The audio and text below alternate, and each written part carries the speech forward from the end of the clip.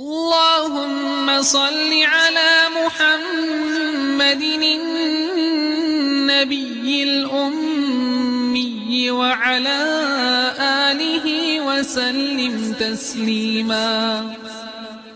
اعوذ باللہ السمیع العلیم من الشیطان الرجیم. بسم اللہ الرحمن الرحیم والصلاة والسلام علی رسولہ الکریم. بخاری شریف باب المساجد جاری ہے.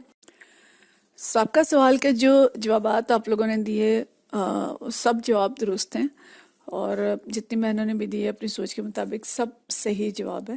لیکن اگر ہم اس کا خلاصہ اگر ہم دیکھیں تو نبی کریم صلی اللہ علیہ وسلم کے نزدیک دنیا کے مال کی اہمیت مچھر کے پر کے برابر بھی نہیں تھی، کیونکہ اللہ تعالیٰ کا حکم بھی یہی تھا کہ اس مال کی طرف آنکھ اٹھا کر نہ دیکھیں، کیونکہ اللہ کے نبی صلی اللہ علیہ وسلم ہمارے لیے رول ماڈل تھے.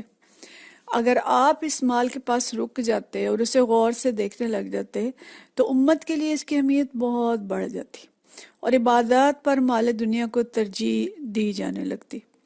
تو اس لیے آپ صلی اللہ علیہ وسلم نے اپنے طرز عمل سے یہ ثابت کیا کہ اصل اہمیت جو وہ عبادات کی ہے، رجوع اللہ کی ہے، اللہ کی طرف مڑنے کی ہے، اس مال کی نہیں ہے. اگرچہ مال حاصل کرنے کی جدوجہد کرنا کہ اس سے خود نفع اٹھائیں، اپنے سارے متعلقین کو نفع پہنچائیں، دنیا کو نفع پہنچائیں، جہاد کو اور اللہ کے دین کی اقامت کو نفع پہنچائیں، یہ سب کچھ غلط نہیں ہے. یہ اس کے لیے ہمیں مال حاصل کرنا ہے.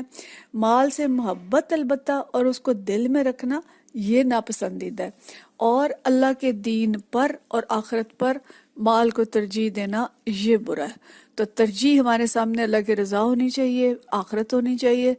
اور جن کی ترجیح مال ہوتا ہے پھر وہ حرام حلال ذرائع کی فکر نہیں کرتے، رشوت بھی لیتے ہیں، چوریاں بھی کرتے ہیں، ڈاکے بھی مارتے ہیں، یا پھر وہ یہ کہ عبادات اور اللہ کے تمام حقوق سے زیادہ بس مال کمانے کی فکر انہیں نمازوں سے بھی غافل کر دیتی ہے اور باقی سارے اچھے کاموں سے غافل کر دیتی ہے. تو لہٰذا رول ماڈل تھے نبی کریم صلی اللہ علیہ وسلم، اور انہوں نے وہ طرز عمل رکھا جو امت کے لیے، جو ہماری تربیت کے لیے ضروری تھا.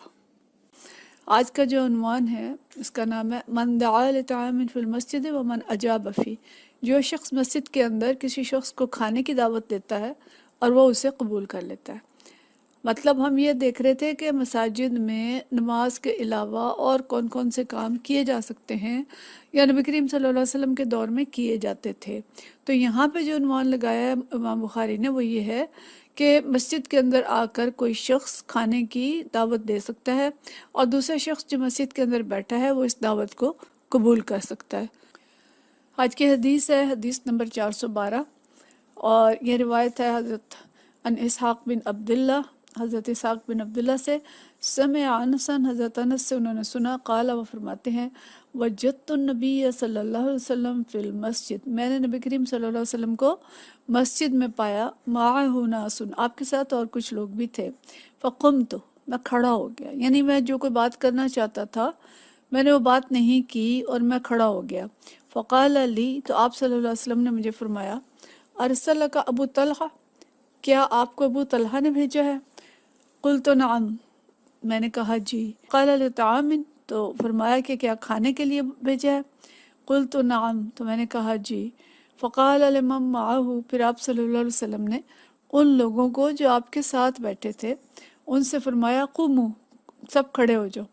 فانطلق وانطلقت بین ایدیہم، تو وہ سب چل پڑے اور میں ان کے آگے آگے چل پڑا.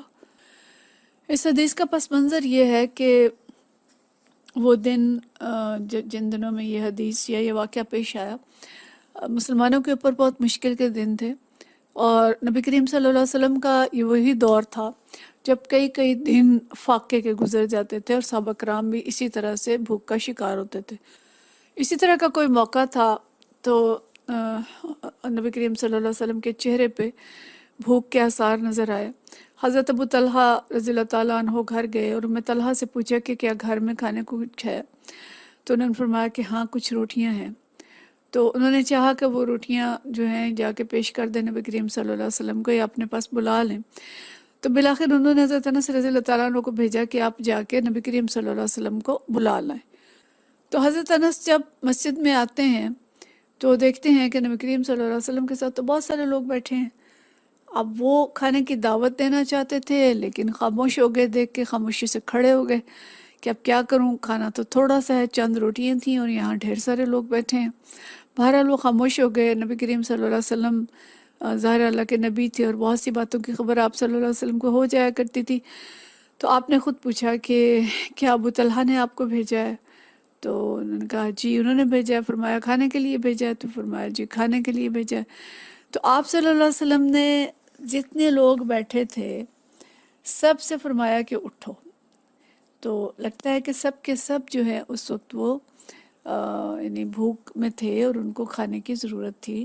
نبی کریم صلی اللہ علیہ وسلم کو اس کا احساس تھا، تو آپ صلی اللہ علیہ وسلم نے سب کو ساتھ لیا اور مقصد یہ تھا کہ آئیں سب جا کے کھانا کھائیں۔ تو حضرت انس جو ہیں یہ کہتے ہیں کہ میں آگے آگے چل پڑا، وہ تیزی سے آگے آگے چل پڑے کہ جا کے حضرت ابو طلحہ کو بتائیں کہ جی کھانے پہ تو بہت سارے لوگ آ رہے ہیں۔ اب یہاں سوال پیدا ہو سکتا ہے کہ جی کھانے کی دعوت ایک شخص کو دی جائے تو کیا وہ بہت سے لوگوں کو اپنے ساتھ لے جا سکتا ہے؟ تو فقہ کا مسئلہ یہ ہے کہ اگر ایک شخص کو دعوت دی گئی ہے تو اس ایک ہی کو جانا چاہیے، اپنے ساتھ اور لوگوں کو نہیں لے جانا چاہیے۔ لیکن یہاں معاملہ کچھ فرق تھا۔ ایک تو نبی کریم صلی اللہ علیہ وسلم تھے جو افراد کی اور امت کی کیفیات کو سمجھتے تھے، اور دوسری طرف یہ کہ نبی کریم صلی اللہ علیہ وسلم کو پتہ تھا کہ حضرت ابو طلحہ جو ہیں وہ ان صحابیوں میں سے ہیں کہ وہ نبی کریم صلی اللہ علیہ وسلم کو دیکھ کے بھی خوش ہوں گے اور نبی کریم صلی اللہ علیہ وسلم جو بھی فیصلہ کریں گے اس پہ خوش ہوں گے، اور ساتھ جتنے لوگ بھی ہوں گے انہیں اس پہ کوئی اعتراض نہیں ہوگا۔ تو فقہ میں یہ بھی آتا ہے کہ جو میزبان ہے وہ ایسے کھلے دل کا ہے کہ اگر وہ ایک شخص دوسرے کو بھی ساتھ لے جائے یا کچھ اور لوگوں کو لے جائے تو اسے برا نہیں لگے گا۔ جیسے بہت اچھے دوست ہوتے ہیں جن کے ساتھ ایک بے تکلفی ہوتی ہے، یا اپنے خاندان کے لوگ ہیں جن کا پتہ ہے کہ کھلے دل کے لوگ ہیں، برا نہیں منائیں گے، تو وہاں پہ لے جایا جا سکتا ہے۔ یعنی صاحب خانہ کے اعتماد کے اوپر اس کا انحصار ہے، یا باہمی تعلقات پہ بھی اس کا انحصار ہو سکتا ہے۔ لیکن ایک اور واقعہ ہمیں ملتا ہے کہ نبی کریم صلی اللہ علیہ وسلم کو کسی نے کھانے کی دعوت دی تھی تو اور فرمایا تھا کہ آپ 3 لوگ آ جائیں، آپ کے ساتھ 3 آدمی آ سکتے ہیں۔ تو نبی کریم صلی اللہ علیہ وسلم کے ساتھ ایک چوتھا آدمی بھی ساتھ چل پڑا، تو آپ صلی اللہ علیہ وسلم نے وہاں پہنچ کے تو ان سے یہ بات کی کہ جی آپ نے تو 3 لوگوں کا کہا تھا لیکن یہ چوتھا آدمی بغیر اجازت کے آ گیا، اگر آپ چاہیں تو یہ شامل ہو جائے۔ یعنی یہ بھی ہمارے لیے ایک تعلیم ہے کہ وہ جو صاحب تھے ان کے بارے میں آپ صلی اللہ علیہ وسلم نے دوسرے رویے کا اظہار کیا اور ان سے پوچھا، اور حضرت ابو طلحہ کے بارے میں رویہ جو تھا وہ مختلف تھا۔ بہرحال یہاں نبی کریم صلی اللہ علیہ وسلم صحابہ کرام کو لے کے ان کے گھر میں پہنچ گئے، اور یہ آتا ہے روایات میں کہ 80 کے قریب افراد تھے جو آپ صلی اللہ علیہ وسلم کے ساتھ گئے، اور کچھ روٹیاں تھیں۔ حضرت ابو طلحہ دیکھ کے تھوڑے سے پریشان ہوئے، تو حضرت ام طلحہ جو تھیں انہوں نے یہ فرمایا کہ آپ کیوں پریشان ہوتے ہیں، نبی کریم صلی اللہ علیہ وسلم اگر لے کے آئے ہیں تو ظاہر ہے کچھ سوچ کے لائے ہوں گے، لہٰذا آپ کو پریشان ہونے کی ضرورت نہیں ہے۔ اس پہ وہ مطمئن ہو گئے۔ تو روٹیاں جو تھیں تھوڑی سی تھیں، کپڑے میں انہوں نے باندھ کے رکھی ہوئی تھیں۔ نبی کریم صلی اللہ علیہ وسلم وہاں پہنچے تو ان سے پوچھا کہ جو کچھ کھانے کو ہے پیش کیجیے۔ تو وہ چند روٹیاں تھیں اور ان کے اوپر انہوں نے کوئی تھوڑا بہت گھی تھا وہ نچوڑا، اور یعنی ان کو تھوڑا سا تر کیا اور روٹیاں پیش کر دیں۔ آپ صلی اللہ علیہ وسلم نے وہ روٹیاں تھیں ان کے ٹکڑے کیے اور ان کو دسترخوان پہ بچھا دیا، اور 10 افراد کو بلاتے گئے۔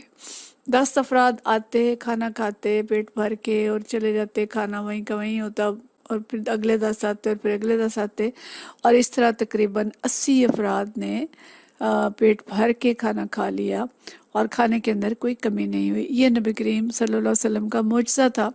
اب یا تو آپ وہاں پہ معجزہ دکھانا چاہتے تھے، یا جو لوگوں کی طلب تھی اس کے پیش نظر یہ معجزہ اللہ تعالیٰ نے دکھایا۔ اس وقت کے جو سخت حالات تھے اس کے اندر اللہ تعالیٰ نے یہ ایک نشانی دکھائی۔ بہرحال جو بھی چیز تھی یہ ایک معجزہ تھا جو کہ ہوا۔ اب یہاں پہ عنوان جو امام بخاری نے لگایا ہے وہ یہ کہ مسجد میں کسی شخص کو کھانے کی دعوت دی جا سکتی ہے، یہ بنیادی عنوان ہے، اور کھانا کھلانا جو ہے یہ نیکی کے اعمال میں سے ہے، تو نیکی کا کوئی عمل بھی مسجد میں کیا جا سکتا ہے۔ دوسرا اصول ہمیں سے یہ ملتا ہے کہ کسی بزرگ یا عالم دین یا حاکم وقت کو دعوت دینا جائز ہے، اگرچہ کھانا کم ہو لیکن ہمیں معلوم ہو کہ انہیں کھانے کی حاجت ہے یا ضرورت ہے تو ان کو بلانا چاہیے. ویسے بھی دعوت دینا درست ہے، جائز ہے. تو آپ صلی اللہ علیہ وسلم کا معجزہ اور آپ صلی اللہ علیہ وسلم کی صداقت کی دلیل جو ہے وہ بھی ہمیں اس حدیث سے ملتی ہے.